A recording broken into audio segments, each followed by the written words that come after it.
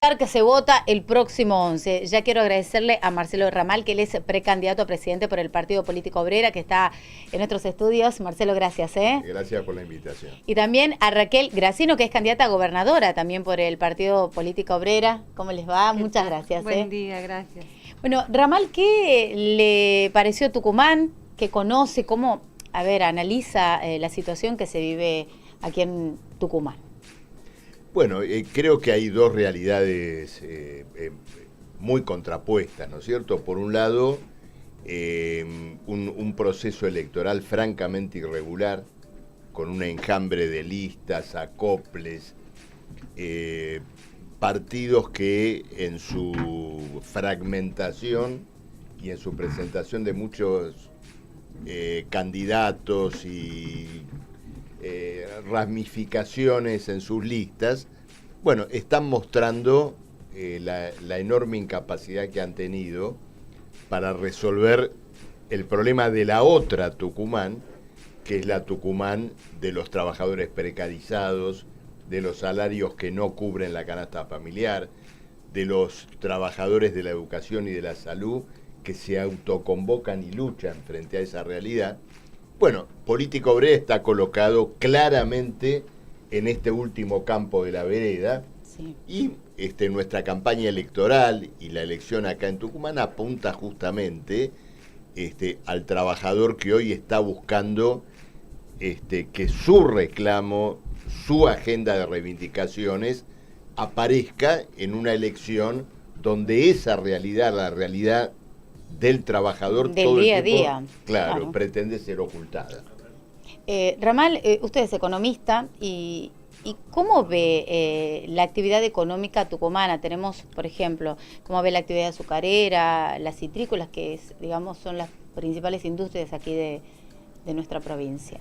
Bueno, Tucumán ha vivido indudablemente un cambio productivo con esta suerte de boom del citrus. Sobre esto, digamos, es muy conocida esa transformación, sí. Pero lo que le ha quedado a la provincia de ella es muy poco. ¿Por qué motivo? Porque el que interviene en la creación de esa riqueza, el trabajador del citrus, desde la colecta hasta el empaque, recibe poco y nada de esa riqueza que él ha creado. Acá hay conflictos recurrentes por salarios que no cubren la canasta familiar, por una situación de desamparo de ese trabajador en el periodo intercosecha. Entonces, acá hay que hacer una reflexión importante. Cuando se dice una provincia es rica o debería ser rica cuando sus trabajadores logran acceder a los medios de vida esenciales. Si no, no es rica, sino la riqueza, bueno, termina siendo apropiada o incluso fugada por un puñado de monopolios empresarios. Nuestra acción llama la atención sobre este tema. Bueno, y la realidad social de Tucumán lo coloca, ¿no es cierto?, con toda claridad, porque habiendo vivido Tucumán una suerte de boom o transformación productiva, bueno, los índices de pobreza, indigencia, el desamparo de la estructura sanitaria, educativa es cada vez mayor. En ese sentido, bueno, Tucumán es una pequeña muestra de la Argentina, porque la Argentina también es un país que lo ha dado todo en materia de hidrocarburos, agricultura, y sin embargo, solo para dar un dato, de 45.000 millones de dólares de saldo favorable de la balanza comercial en apenas 2 años, 2021 y 2022, bueno, hoy tenemos un banco central con reservas exhaustas. Sí. Nadie va a decir que esos dólares se gastaron en la construcción de escuelas, jardines de infantes u hospitales. ¿Dónde fue esa plata? Esa plata salió del país. Salió al pago de una deuda completamente usuraria, en el proceso de fuga de capitales y de pago de autopréstamos de las grandes corporaciones empresarias que, siendo filiales de otras empresas del exterior, bueno, simulan la gestión de préstamos para luego poder contabilizar la salida de capitales como un pago de esos préstamos, ¿no es cierto? Qué maniobras, ¿no? Por supuesto, se ha consentido la fuga de capitales, entonces yo hablé antes de 2 tucumanes, bueno, ahora te puedo hablar de 2 argentinas. La Argentina que dilapida 2 saldos de balanza comercial y del otro lado la Argentina donde más de la mitad de los trabajadores no llegan a percibir como ingreso la canasta de pobreza. Claro. Claro. Bueno, decíamos, estamos con Marcelo Ramal, que es candidato a presidente del Partido Política Obrera, y también por el mismo partido, candidata a gobernadora, es Raquel Gracino. Raquel, usted es dirigente, también docente, candidata a gobernadora, como decía. ¿Cómo analiza la situación de los trabajadores de la docencia aquí en Tucumán? Bueno, venimos hace rato, de hecho, ahí se formó en el 2020 ya este gran movimiento de los docentes autoconvocados, de los que, bueno, yo en Política Obrera, pero también mis compañeros docentes nos pusimos a la cabeza de organizar y estructurar esas luchas que ya reclamábamos en aquel momento por salarios por debajo de la línea de la pobreza. Eso en todos estos años no ha variado en nada. Mire, en todo este tiempo venimos denunciando el abandono absoluto de las escuelas, la inversión en la educación, no solo a salarios, sino a todo lo que tiene que ver con infraestructura, ha sido de absolutamente cero. En este marco, el 1 de marzo, de manera autoconvocada, ya paramos con la exigencia de un salario que cubra el costo de la canasta familiar, que es lo básico que uno necesita para llegar a fin de mes, ¿no? Contemplando no solo alimentos, y la burocracia que está directamente, bueno, el secretario general del gremio mayoritario de ATEP fue puesto por Jaldo a dedo, digamos, a la cabeza del sindicato, en una elección totalmente fraudulenta y judicializada. Bueno, firmó junto con el gobierno unas paritarias completamente a la baja y con cifras en negro. Por ejemplo, hay una que se llama ayuda social, que es del gobierno, 5.000 pesos. Otro que es el ayuda del bono no sé cuánto, 8.000 pesos. Otro ahora un bono de 20.000 pesos. Pero lo que es el básico docente sigue siendo de 30 y pico mil de pesos y todo, o sea, más del 50%. El básico es de... Claro, el básico, sí, pero sí. Más del 50% de nuestro sueldo está en negro. Son todas cifras no remunerativas. Es escandalosa la situación de los docentes. Estamos desarrollando y mirándonos en Salta, convocando a los compañeros a volver a poner en pie aquellas autoconvocatorias con los delegados escolares. Sin duda tenemos que ser las bases, los que nos organicemos para sacar adelante una lucha, porque no podemos esperar nada, ni del gobierno, ni de los intermediarios de la burocracia. Recordemos la provincia de Salta, lo decía Raquel, la protesta que hubo, si no me equivoco, hace unas semanas. Sigue el paro, sigue el paro por tiempo protesta indeterminado. y detención. Exactamente, detención. El gobierno, ante la protesta de los trabajadores de la educación, bueno, salió a detener, a reprimir, lo cual redobló 25 la lucha. de mayo fue justamente ese día. Exactamente, fortaleció la lucha de los docentes, se sumaron otros sectores, bueno, que es lo que también refleja esta capacidad, porque había sido recientemente reelecto el gobernador, Sanz, sí. Sin embargo, bueno, con todas las promesas, como acá, de que todo va a ser mejor, sin embargo, bueno, lo vemos claramente acá en Tucumán, cuando ese gran sector empresarial del que hablaba Marcelo, en Tucumán, los que viven del trabajo ajena, pide un subsidio, inmediatamente son llevados a las legislaturas, los reciben, les otorgan subsidios millonarios, pero cuando todo el resto, porque es todo el resto de los trabajadores, pedimos un salario, pedimos por salario, pero además pedimos por condiciones de trabajo que implica las escuelas para nuestros estudiantes, no hay un centavo. Hoy la mayoría de los docentes, sobre todo los que recién se inician, muchos de los que recién se inician están por debajo de la línea de indigencia y el resto bajo la línea de pobreza. Entonces, bueno, lo mismo ocurre con los trabajadores de la salud. Están en la misma lucha desde noviembre del año pasado y no han obtenido una recomposición salarial. Así también fue las manifestaciones de lucha que se llevaron adelante en el sector del citrus, en el sector la semana pasada del azucarero, que lograron con ese paro, bueno, que les adelantaran todas las cuotas. En el sector educativo eso ni siquiera ha sucedido. Así que bueno, estamos convocando también por estos medios, que es el mismo programa que desarrollamos en Política Obrera, ¿no? La necesidad de organizarnos desde las bases, los que trabajamos, para poder llevar adelante una lucha de conjunto y que debe ser coordinada con los otros sectores. Así, bueno, nuestra lista está integrada, en mi caso, por docentes, mi compañero candidato a vicegobernador es Luis Toranzo, que es un referente organizador de la coordinadora de limoneros autoconvocados.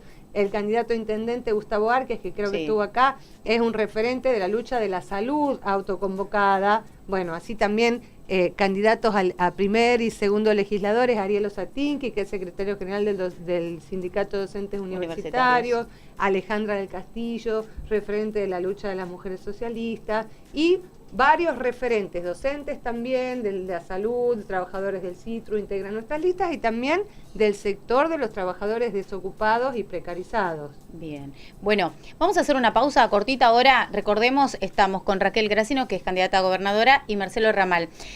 Hay una crisis tremenda en nuestro país, y quiero aprovechar que, más allá de ser precandidato a presidente, él es economista, porque muchos nos preguntamos cómo salimos de esta, ¿no? O sea, hacemos la pausa y después nos contesta, ¿se puede salir de esta crisis tremenda que tenemos, que con perspectivas de algunos economistas de una inflación de 2 dígitos en los próximos meses? La verdad que asusta, ¿no? Asusta a los consumidores, a los que día a día caminan para buscar precios, para darle de comer a sus hijos.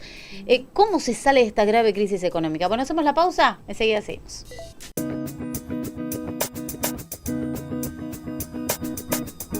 Al aire de la Tucumana de mañana, al aire de la 95.9. Como decíamos antes de ir a la pausa, Marcelo Ramal, que es precandidato a presidente por el Partido de Política Obrera, es economista. Y la pregunta que yo me hago es la que nos hacemos casi todos los argentinos, es cómo se sale de esta grave crisis económica que estamos atravesando. ¿Se puede salir, a ver, en el corto plazo? Bueno, a ver, lo primero que hay que tener en claro es lo siguiente. Sí. Yo te mencioné antes que Argentina tuvo, más de 40.000 millones de dólares de saldo comercial favorable en apenas 2 años. Eso te está indicando que el país, desde el punto de vista de su comercio internacional, no es deficitario. Claro. El problema de Argentina es su deuda. Argentina acumula una deuda de alrededor de... Y seguimos tomando deuda. Por supuesto, de 550.000 millones de dólares, equivale a toda la producción argentina durante casi 1 año y medio. Es decir, es como si trabajáramos 1 año y medio sin comer. Solo para pagar. Solo para pagar, y aún así no podríamos hacerlo. Entonces, en esas condiciones, es evidente que ese estado de insolvencia luego marca una desvalorización permanente de la moneda. Claro. La desvalorización permanente de la moneda, la inflación resultante de ello. Entonces, el problema está colocado esencialmente en ese punto. Y esa deuda tiene un carácter completamente fraudulento.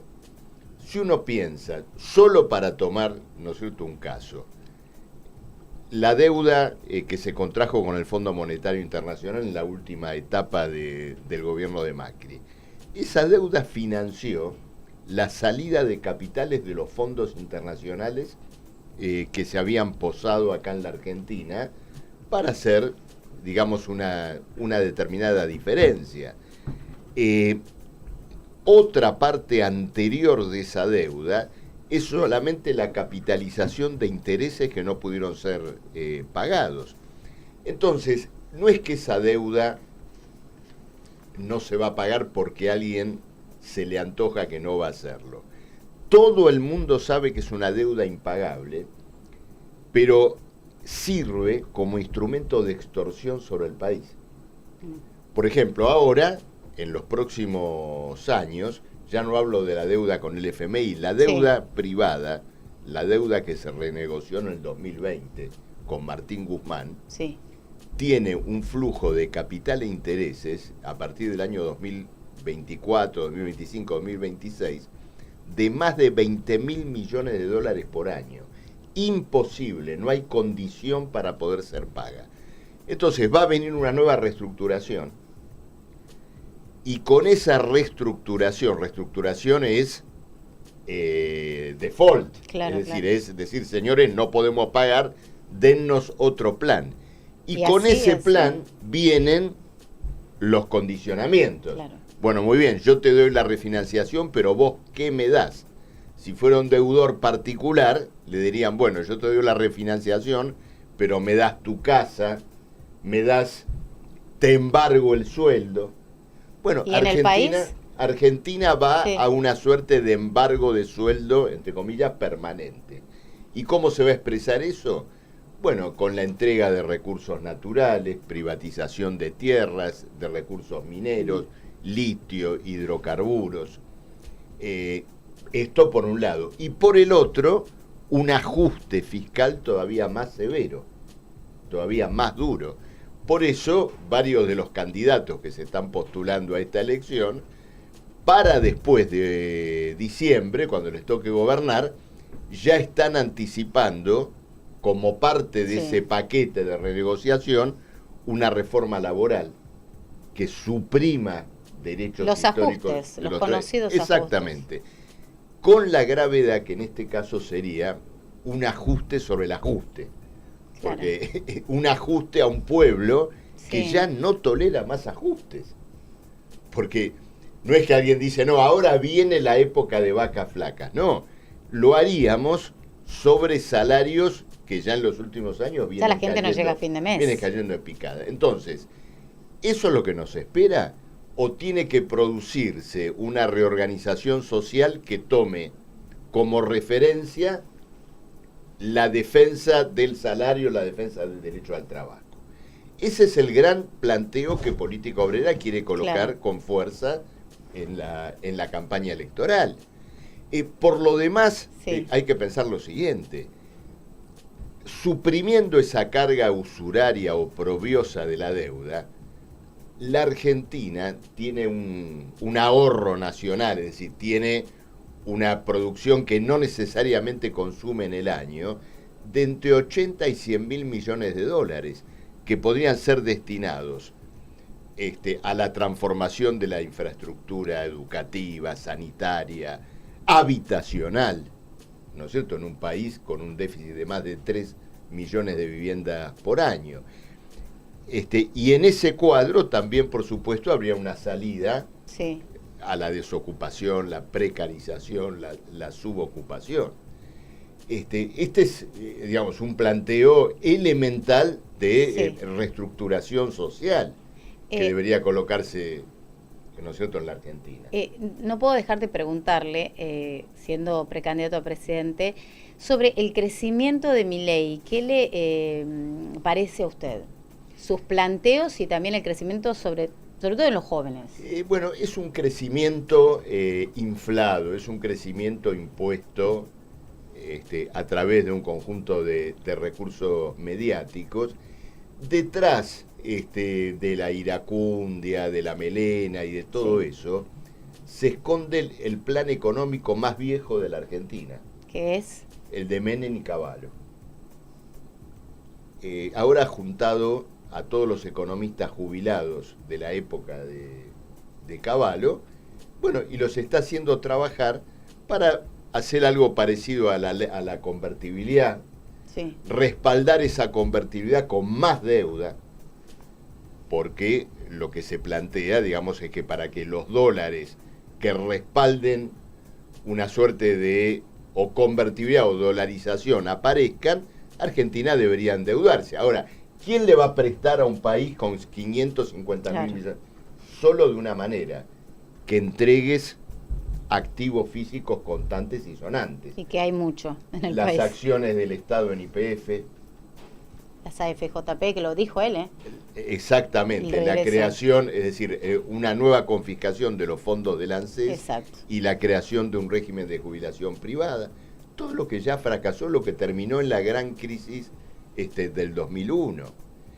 Entonces, esto es lo que hay que tener en cuenta, esto es lo que hay que decir, y muchas veces no se dice porque los otros candidatos que agitan el fantasma de Milei, en el fondo tienen ideas no demasiado diferentes. Bien. Meter una reforma laboral, eliminar conquistas de los trabajadores, cambiar el régimen previsional, Sí. nuevamente en términos negativos. Entonces, la real oposición a los planteos de Milei efectivamente están en política obrera y en los planteos que nosotros estamos llevando adelante. Raquel, un mensaje a los tucumanos ya de cara a estos comicios que creemos que se van a llevar adelante el domingo. Sí, bueno, llamamos a acompañar con el voto toda la propuesta que estamos desarrollando, pero porque también la vamos desarrollando desde hace tiempo y en la perspectiva de, como lo que acaban de caracterizar, Sí. una enorme bancarrota, la necesidad de fortalecer a una lista de trabajadores, de luchadores, de organizadores de estas luchas, que tenemos un análisis concreto de lo que va a ocurrir y cuál es la perspectiva de salida, que es diferente, sin promesas mentirosas como se están desarrollando en todos los otros ámbitos ilusorias, sino de decir, bueno, cómo nos organizamos y qué importancia tiene dar una contundente respuesta desde la clase trabajadora de conjunto, coordinadamente, para no permitir que sigan avasallando con nuestras condiciones de vida que ya están en un momento de absoluta miseria en general, pobreza. Los trabajadores tenemos que luchar para llegar a fin de mes, pero también tenemos que atender en todos los casos a las necesidades de nuestros padres que son jubilados, que Por perciben supuesto. salarios miserables, de nuestros hijos que tienen trabajos precarios donde cobran también salarios miserables. Uno no se imagina otro ajuste a Es los imposible. jubilados. Bueno, entonces, en esa Sí. perspectiva hay que desarrollar la organización y la lucha, que es lo que viene a proponer Política Obrera. No podemos seguir votando a los candidatos que, bueno, han desarrollado ese ajuste de ambos bandos, lo siguen desarrollando y van en esa perspectiva. Además, reivindican toda la política que han venido teniendo, por ejemplo, acá en la provincia, el oficialismo reivindica su política educativa, su política de salud, cuando sabemos que ha sido un absoluto vaciamiento. Entonces, bueno, hay que dar un paso al frente y la necesidad de ponernos de pie, organizarnos y coordinar con todos los sectores para establecer esta respuesta y que gobiernen los trabajadores. Bien. Solo agregar adelante. una Sí, cosa, sí. Raquel hablaba del vaciamiento de la educación y de la salud. De ese vaciamiento vamos al vaciamiento de los partidos que lo llevaron adelante. Sí. La elección del domingo es una elección con partidos vaciados. Por ese motivo vamos a encontrarnos con el oprobio de que haya 40 o 50 boletas electorales en el cuarto oscuro, con este sistema de acoples. Si no te gusta la lista que armo, armate otra lista y te acoplás. Eso es un escándalo. Es una confesión de que los partidos políticos que han llevado adelante este trabajo de destrucción de conquistas sanitarias y educativas, ellos mismos en el camino han sido liquidados como expresión política. Entonces, en este punto, también quiero destacar que el voto a Política Obrera es el voto por la defensa del derecho ciudadano a poder elegir con conciencia y no sobre la base de un régimen electoral fraudulento como el que se va a emplear, ¿no es cierto?, el día domingo. La Corte Suprema meneó bastante el avispero acá en Tucumán, Sí. pero no dijo una palabra de esta cuestión del régimen electoral. Ramal, muchas gracias. No, por favor. Y lo invitamos en su próxima visita a Tucumán nuevamente. Seguro, vamos a estar por acá. Raquel, gracias también. Gracias por el espacio. Nosotros continuamos hasta las 11, estamos juntos aquí en la Tucumana de Mañana. Comunícate con nosotros 3813-623